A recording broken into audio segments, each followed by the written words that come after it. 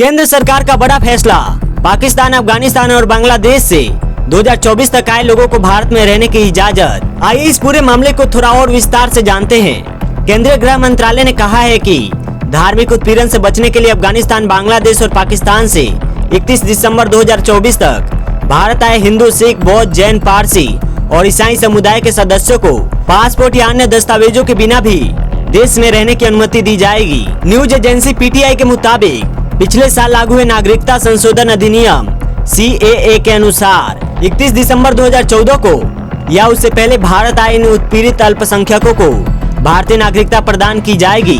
हाल ही में लागू आव्रजन और विदेशी नागरिक अधिनियम 2025 के तहत जारी किया गया यह महत्वपूर्ण आदेश बड़ी संख्या में लोगों, विशेषकर पाकिस्तान से आए उन हिंदुओं को राहत प्रदान करेगा जो 2014 के बाद भारत आए और अपने भविष्य को लेकर चिंतित थे।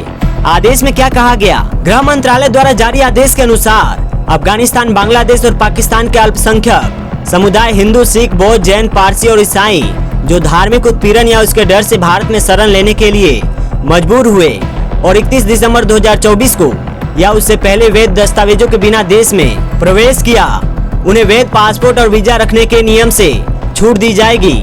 नेपाल और भूटान के नागरिकों के लिए क्या है नियम?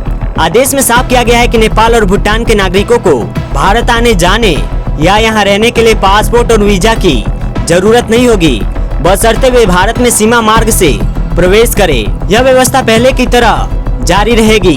हालांकि अगर कोई नेपाली या भूटानी नागरिक चीन, मकाऊ, हांगकांग या पाकिस्तान से भारत आता है तो उसके पास मान्य पासपोर्ट होना अनिवार्य होगा।